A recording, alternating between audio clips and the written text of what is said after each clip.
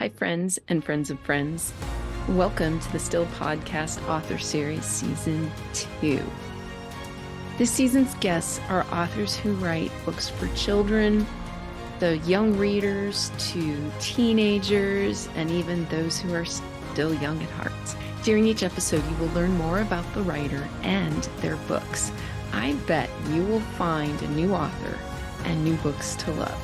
Thank you for joining us. If you enjoy an episode, please leave a comment or respond to one of the poll questions at the end of an episode, or follow me on one of my social accounts. And of course, tune in next time.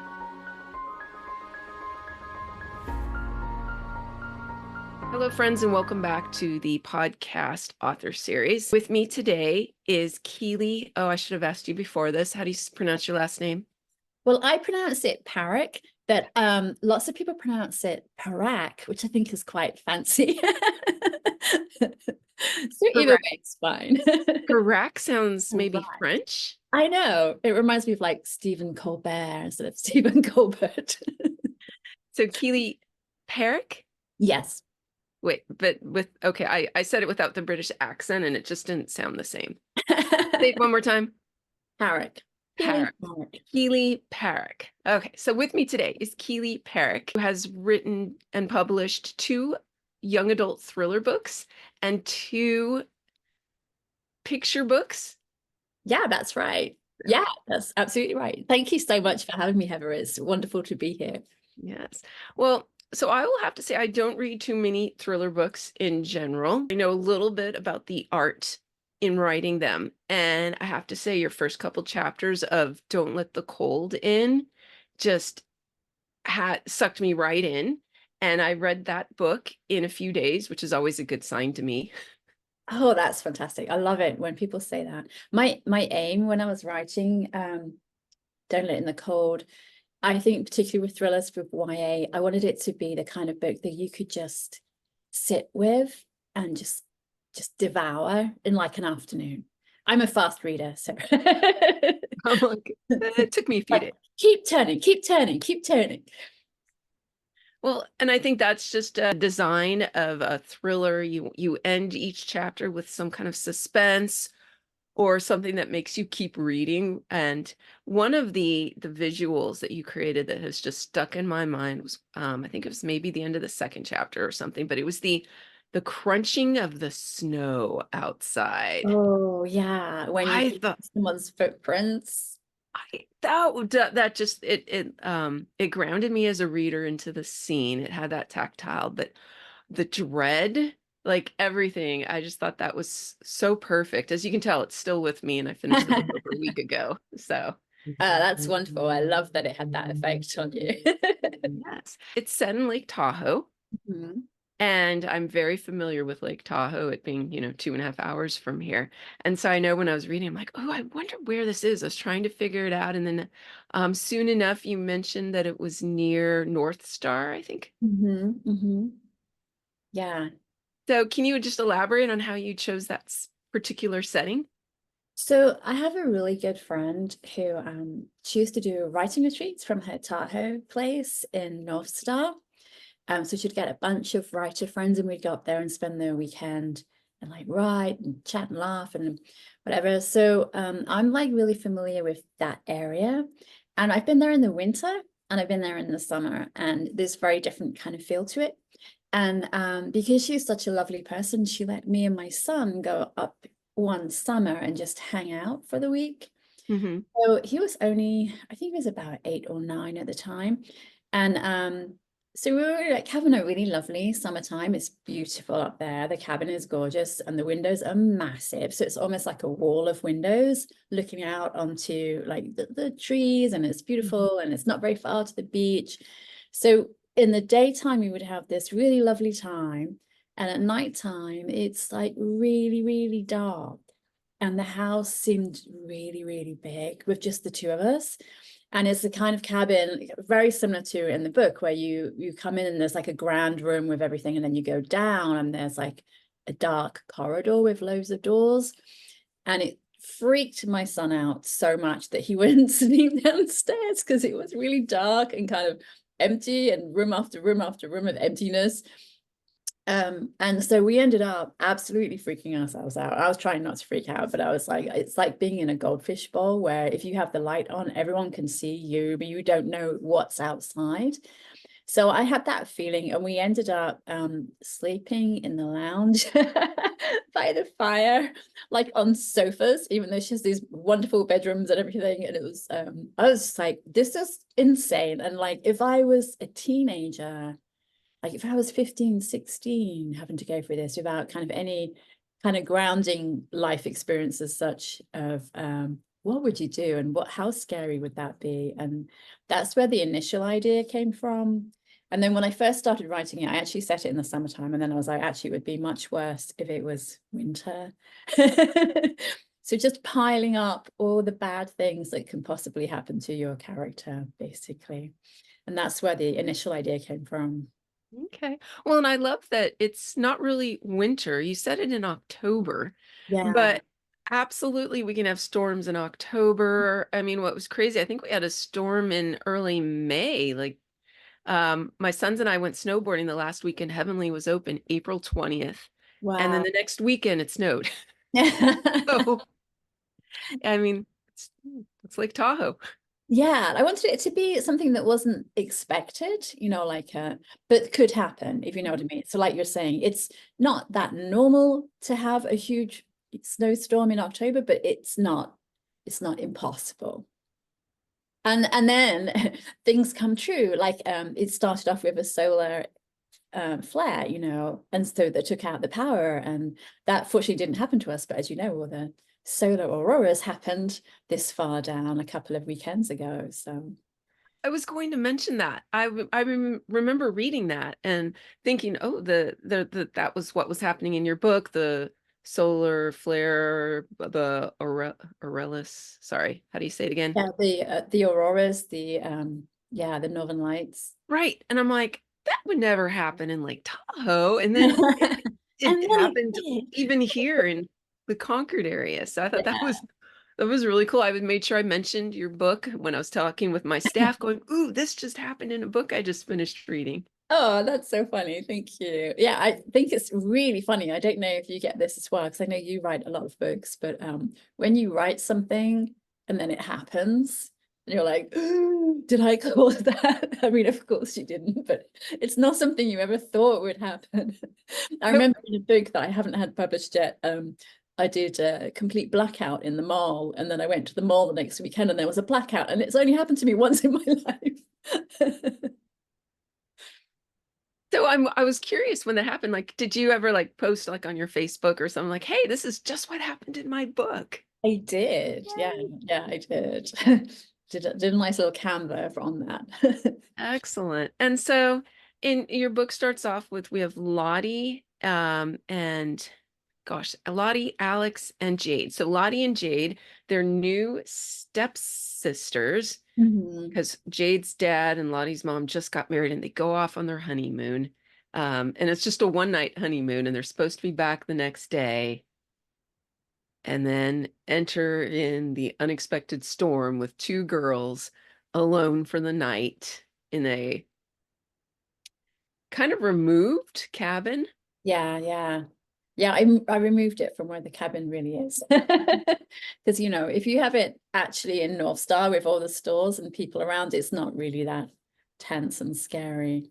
But yeah, so yeah, I wanted to create as much tension as possible, but I didn't want the girls to be enemies. I just didn't want them to know each other very well, so that during the course of the story, they have to start trusting each other and relying on each other in ways that they didn't expect, which I think really brings them together, which the character kind of arcs were really important to me in that story, Mhm. like learning to trust people or figuring out when not to trust people as well. So especially with Alex being so kind of gray a character in some ways, especially at the beginning of like, can you trust him? Can you not trust him? And trying to figure that out.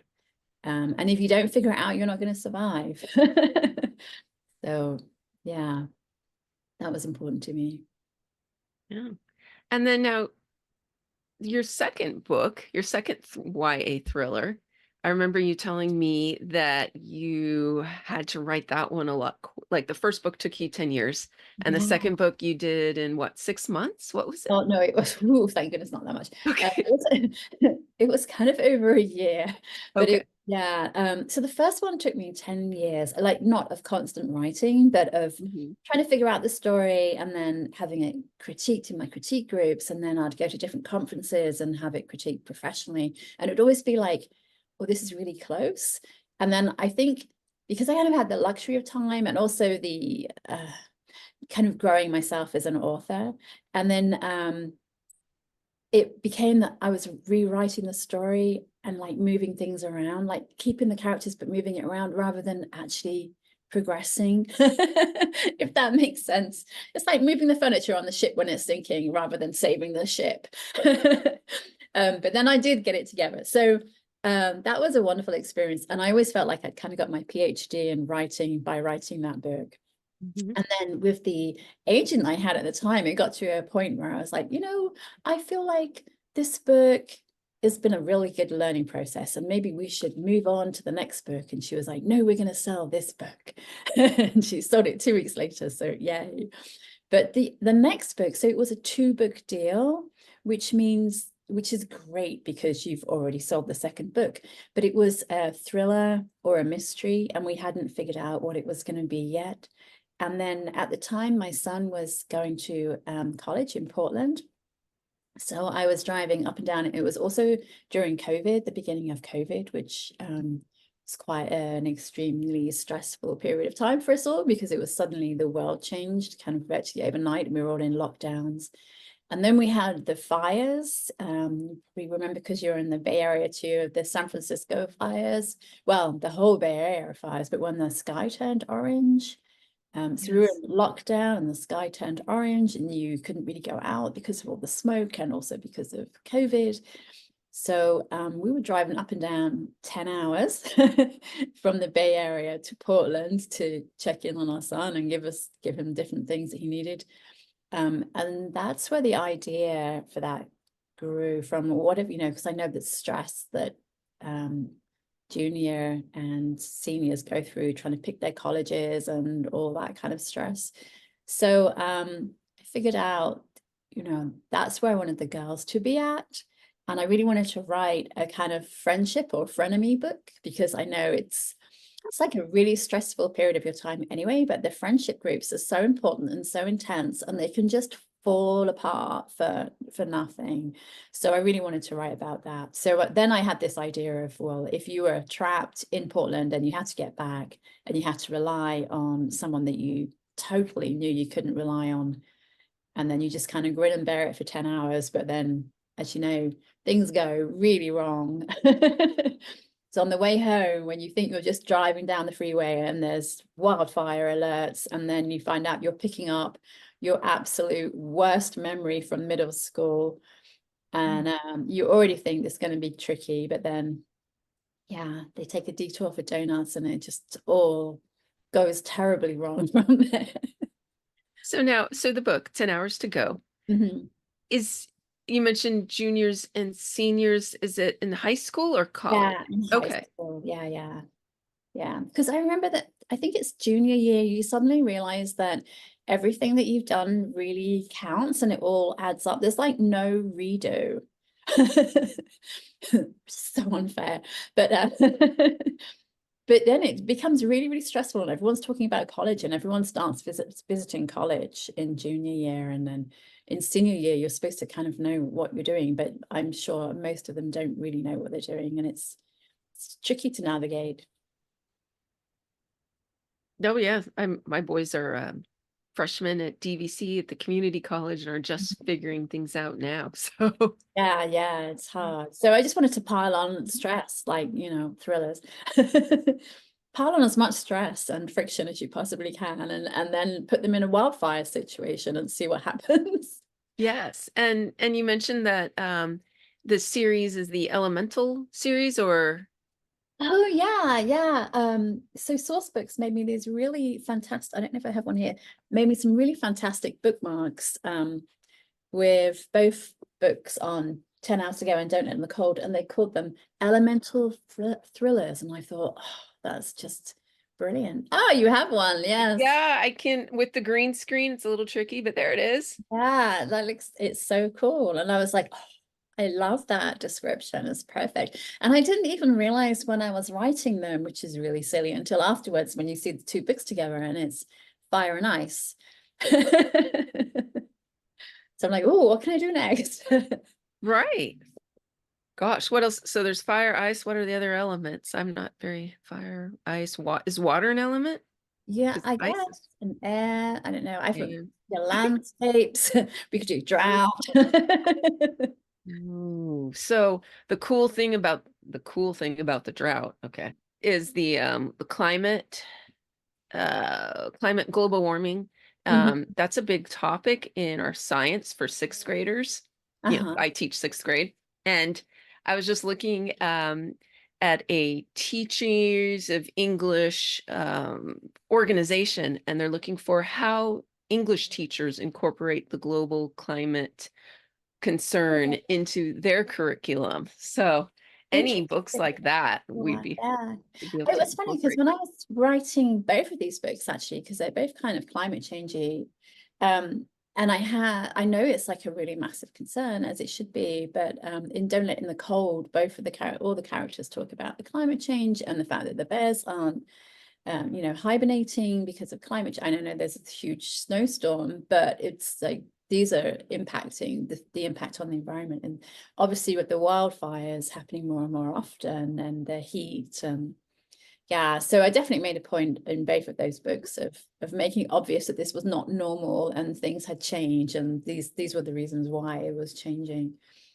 Yeah. And what I'm really excited about, at least, okay, I've read the first book, Don't Let the Cold In, but what I'm really excited about is it's young adult fiction my sixth graders can read. It's Yes. totally appropriate for that. And they like the scary stories. So I'm really excited to get it into my class library and see what they think. Because there's a lot of young adult fiction. I mean, I was just reading this all the great young adult fiction that's coming out in May. And I looked, and most of it I couldn't put in my classroom for my sixth graders. Unfortunate, yeah. Well, and it really depends on the kids a lot as well. Because I have a really amazing friend who's a writer who is a grown-up, like an adult, and she finds it absolutely scary and maybe too scary to read. And when she was reading the rough version, because she was like always is like a critique partner for me, she called me halfway through and she was like, is everyone okay by the end? Of course, I can't possibly tell you because it'd be a massive spoiler. But she needs reassurance all the way through. And I think some kids, are great. And it's kind of like that whole thing of fairy tales.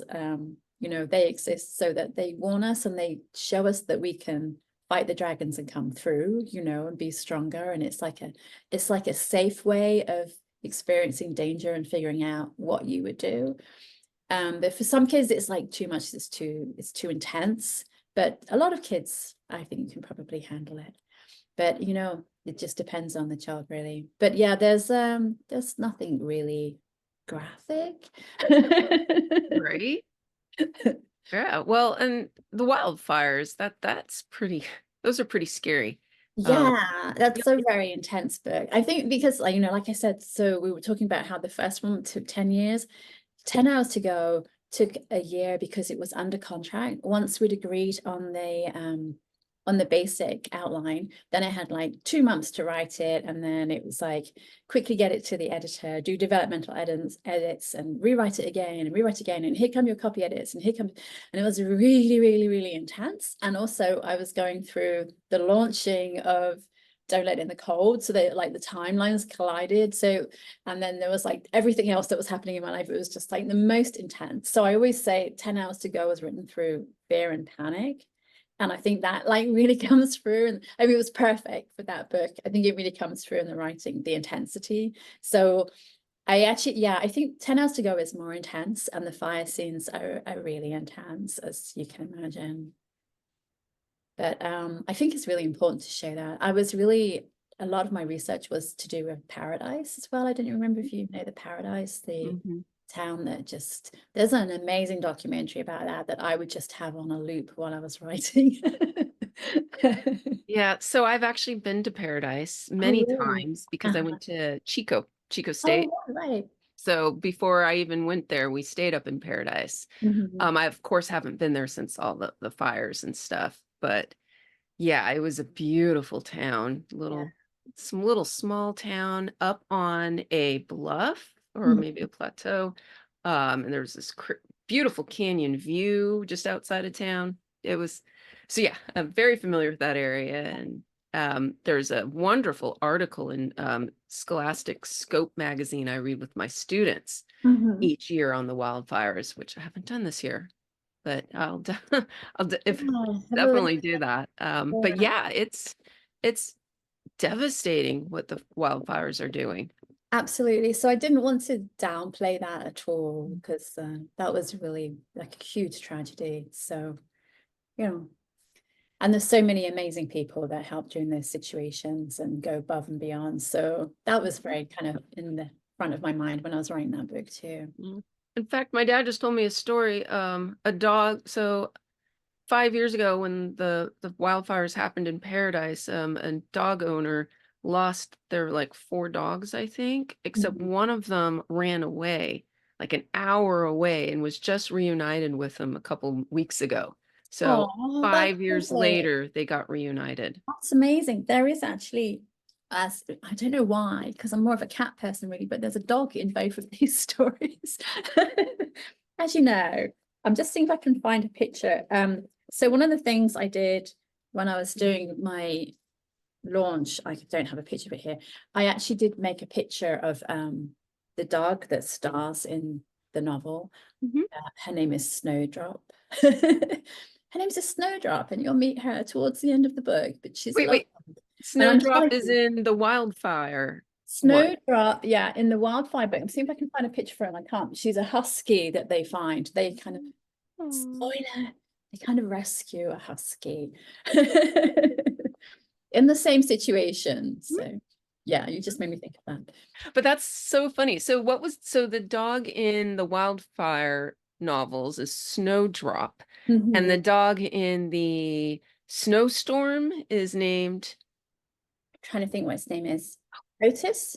it had to be a dog. I don't know how much a cat would have helped them in that Oh, I know. I mean, it was situation. really, really, that dog is so lovely and so important in the whole story and their survival and everything. So I was thinking of, like the survival stories of like Jack London and that kind of thing, where there's always a faithful dog.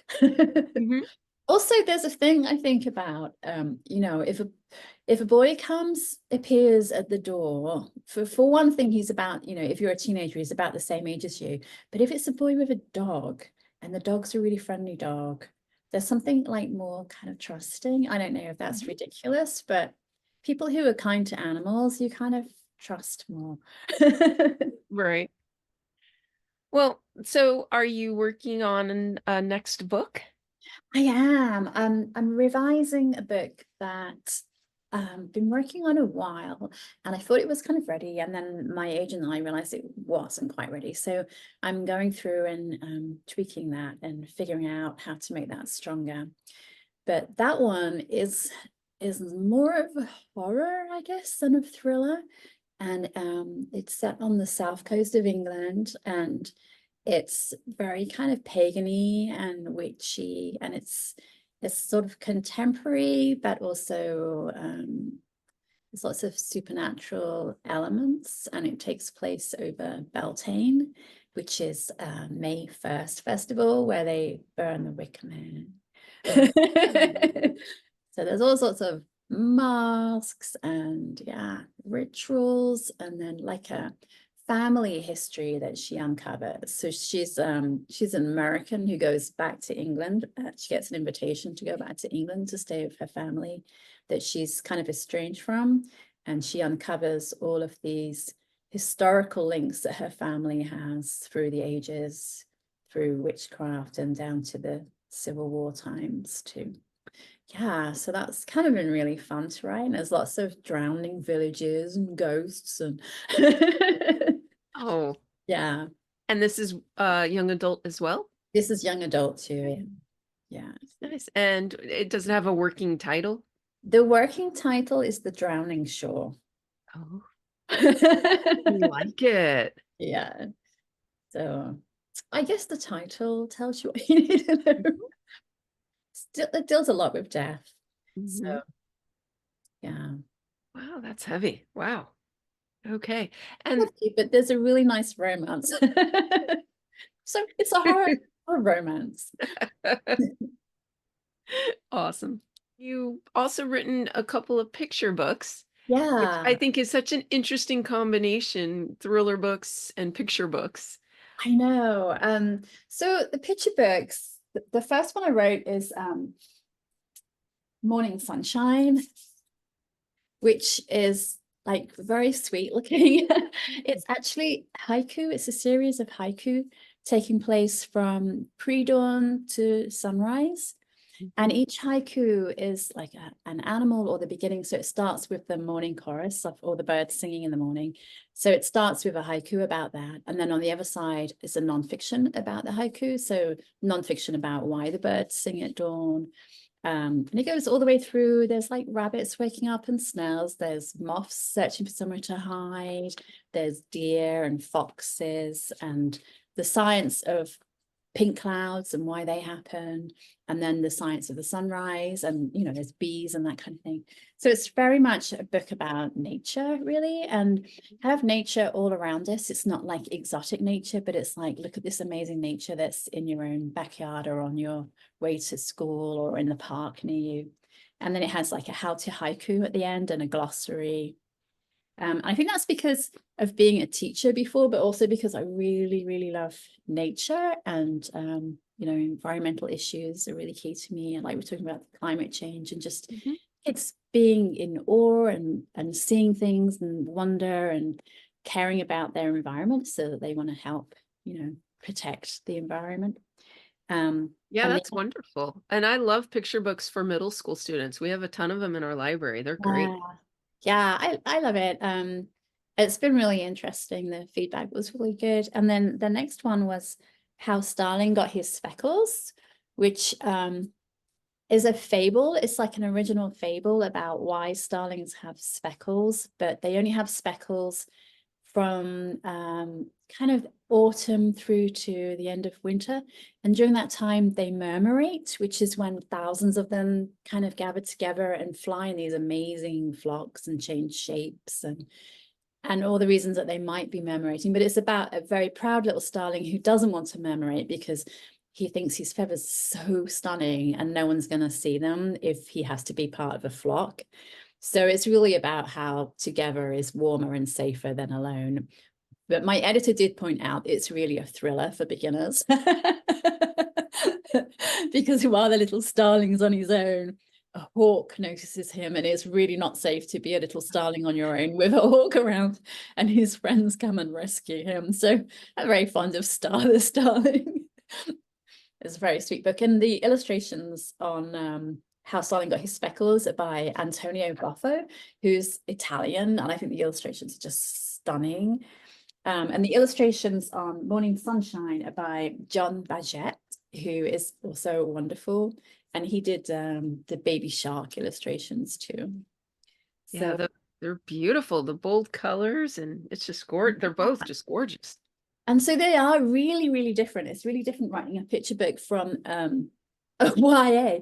And I Mhm. think it's because, as you know, when you write novels, they are so big and all-consuming, and they kind of occupy all your thoughts, no matter what else you're doing. You're like, your head is in the novel while you're writing it. And it's really nice in between, like when I send off a draft to an editor or an agent and you're waiting for feedback and you've got like maybe a 4 or 6 week period to be able to focus on something, like really focus on a tiny moment of something like you do in picture books. And it's more of like a puzzle, I think, to me, because every single word matters so much. It's more like fitting a puzzle together of how can you say what you want to say in this short amount of time, but also have like real impact and have like the whole arc and everything. It's like essence of a story, or like poetry. I love writing poetry. But it's funny because they're all about nature. So it's always, the picture books have a nature kind of element to them always. And I feel like my writing does as well, like the setting and the kind of environment that it's in is like a character of the story. So I think that's what they have in common. And then since starting to write picture books as well, and this whole journey, I have a part-time job as a naturalist now, which just seems perfect. That's awesome. Where are you a naturalist? For the city of Pleasanton. Okay, Yeah. awesome. That's I have a neighbor who does something similar to that. Uh-huh. So that's very cool. Yeah, it's fun. So you like to write poetry and you like to write about nature. And so of course haikus tend to be, poems on Yeah, nature. So I yeah. could see that Mhm. going. Now, is the second book about the starlings, is that also in verse? No, it's not. Okay. It's just regular writing.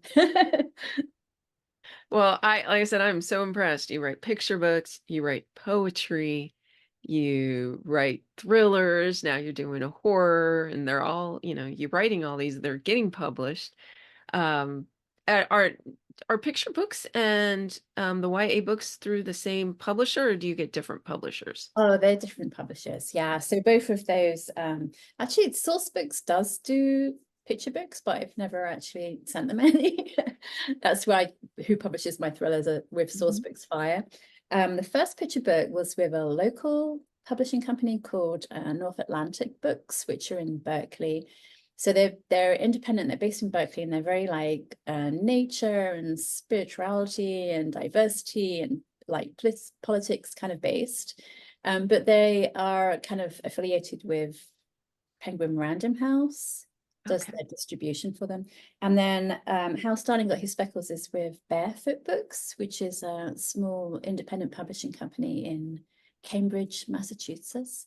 And they also are part of Penguin Random House, or they get distributed by them. So that was kind of funny to me that everyone is. And I think Source Books just recently became part of Penguin Random House. So it's like, Oh, so it's kind of under an umbrella of the same company, but none of the individual publishing houses know about the other books too much, I don't okay. think. Wow. And then I'm curious. So you have your English accent, and I remember you're from England. How long have you been living here in California? Oh, ages, like at least just over 20 years or so. Yeah. So Okay. I came here with my husband and we were going to be here for 2 years. It was just going to be for fun for 2 years. And he's in IT. So we were like, oh, we can do this. And then we just kept staying legally, but we kept staying. And then we had my son, and then we were like, well, we'll see what happens here. And then we were waiting for him to finish elementary, and then we waited for him to finish middle school, and then we're still here. And then we're like, oh, we're here now. We eventually became citizens. But yeah. Well, and that's really cool that your next book is set in England. So your character's going back to learn about their homeland, and of course you're going Oh, back home yeah. for writing that. So Yeah. how was that? I think it's really interesting, especially living somewhere like California, where so many people that you meet and become friends with their families, even if it was like 2 generations ago, maybe came from somewhere else. And many of my son's friends, their parents had only recently arrived in America, and so the children were like not even quite first generation immigrants, or like my son was a first gen, like born here, but his parents have very different culture, and all this kind of different cultures, and they're bringing all these wonderful experiences to the same country. And it just kind of made me wonder about what would you want to find out about your history, and what if the history, it's like, let's go back to the homeland, and what if what happened and what your ancestors were up to wasn't so great? Like, how do you deal with that, and what can you do about that? And so that was kind of what I was exploring there. Because I think there's always like a longing of, even if you've been here many, many generations, of like, oh, it's like a very American kind of stereotype to go, oh, I'm kind of Irish, but actually you've never been to Ireland and neither have your parents, but you have like ancestry there. And to go back there and it'd be like, oh, this is my homeland. But what if what you discover isn't so great at all? Um, that was kind of what I was going with, the one I'm working on now. Well, excellent. Well, good luck with that. Do you have like a deadline or any plans Um, on when it'll be published? oh no, it's not on contract in contracts, Okay. which is kind of nice and not nice. So it's nice because it gives you the space to really try and get it as good as you possibly can before it gets sent out. But it is amazing working with an editor from the very beginning of an idea as well. So it's like a very different experience. But I'm hoping to finish it, finish this draft, get it really nice and polished by the end of summer. And then we'll see. We'll keep our fingers crossed. Is there anything else you wanted to talk about that I haven't asked about? Anything at all. Um, Not that I can think of. I know people always say, like, what's your advice Mhm. to new writers or even to people who've been writing a long time and haven't quite got published or got an agent yet? And it would be, from my experience of Don't Let in the Cold, is to keep persisting. I always say there's three things that really help. I mean, the first is luck. The next is skill, and by skill I mean your craft. So keep working on your craft. And the third is don't give up. Like, persistence is everything. And it's really can be more of a marathon. And even if you get a lucky break and you get published really early, you still got to work on your craft, and you can't stop working on your craft. And a lot of people who get published really early then have a break where things aren't working so well. So then you have to carry on persisting anyway, and just read as much as you possibly can. And make connections locally, because your friends who are in the same position and are going through the same things as you, and who's, writing is a passion for it, they're going to be your lifeline. Yeah, no, that's all great advice. And, I even in sixth grade, I get it, aspiring writers, which of course Yeah, my favorite students because I love teaching writing, yeah, but yeah. all that is great. Keep persisting, keep working on the craft, keep reading. Mhm. Yeah, Yes. absolutely. And try and remember what it is that you love doing. I was thinking, if I didn't ever get published, I know I'd still be writing. Well, congratulations on getting published. Thank you. 4 books now, hopefully a 5th one on the way. That's huge. Yeah, yeah, it's good. Yeah. Thank you once again for joining me on the podcast. Thank you so much for inviting me. Thank you for joining us. Feel free to subscribe, like us, rate us. Look forward to seeing you next time.